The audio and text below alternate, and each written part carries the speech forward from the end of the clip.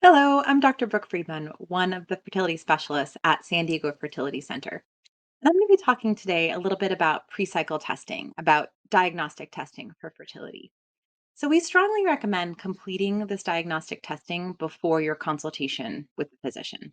And the reason we recommend this is we really feel like knowledge is power. So, the more information that you have about your unique biology, the better off you are about making informed decisions. So, we really want to do everything we can to help that first appointment with your physician be as productive as possible.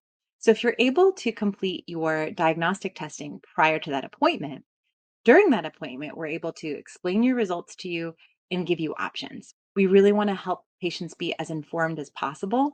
And with that knowledge from your diagnostic testing, we're able to give you options and say, great, here are your options A, B, C, what makes you feel comfortable, or give you more information about what an individualized treatment protocol would look like.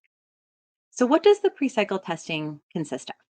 So, pre cycle testing consists of initially blood work. So, for a woman, it's really important to check reproductive hormones. An important component of reproductive hormones are tests for egg supply.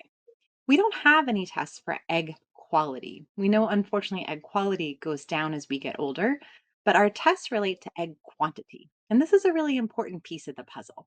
So typically, this testing is done around cycle day 3 of a woman's period. Cycle day 2, 3, or 4 is fine. And specifically, we're checking for hormones called FSH and estradiol. Another hormone that's very helpful for egg supply is a hormone called AMH, or anti Mullerian hormone. AMH can actually be checked any day of your menstrual cycle. So if you're someone who doesn't get menstrual cycles regularly, or for example, has an IUD and are not cycling regularly, that's okay. AMH is a great option to get some insight into egg supply. Ideally, we would like all of these hormones to have as complete a picture as possible. But like I said, if you're not cycling regularly, we could start with just that AMH hormone.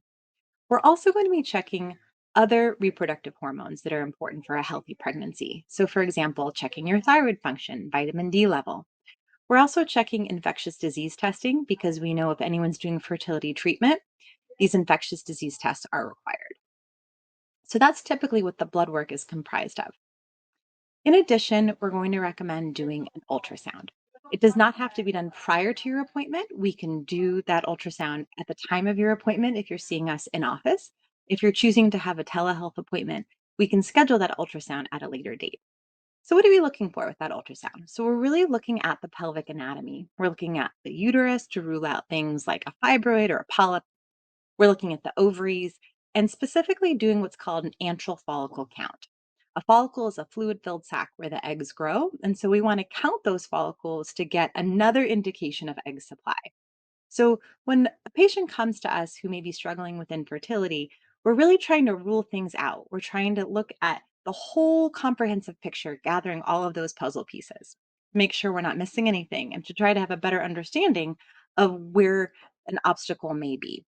So we talked a little bit about blood work, we talked about the ultrasound. Another component of the fertility evaluation, which is important, is checking to see if the fallopian tubes are open. So we can't tell based on a regular ultrasound whether the fallopian tubes are open or closed. So there are two ways to check to see if the fallopian tubes are open. One test, which is most well known, is called an HSG, or a hysterosalpingogram. This is a test that's done in radiology where a dye is placed in the uterus and an x ray is taken to see if the dye fills out the fallopian tubes to tell us if they're open or closed. This is a test that's been around for a long time. A newer option, which we offer here in the clinic, is actually using ultrasound and then putting foam inside the uterus to see if that foam spills out the fallopian tubes. So, this is a tubal patency exam using ultrasound with foam placed into the uterus. So, if this is something you're interested in as an alternative to the HSG, this is something that we can offer here at SDFC. So, either one of these tests are going to give us very valuable information about whether or not the fallopian tubes are open or closed. Another component to the fertility evaluation, which is very important if patients are presenting as part of a heterosexual couple, is a semen analysis. So, a semen analysis can be done in the privacy of your own home to collect the sample and then drop it off at the clinic at the time of your appointment. Alternatively, you could choose to produce in the clinic. Either way, whatever makes you feel most comfortable. Another aspect of the diagnostic evaluation that we'll offer you is genetic disease mutation screening. So, what we're looking for are recessive mutations, mutations that if you have one copy, typically it doesn't affect your health at all. You may not have a personal or family history of any genetic disease. We want to rule out a shared genetic mutation with a couple, because if the sperm and egg source have a copy of the same mutation, a child can inherit both copies and therefore be at risk of having the disease.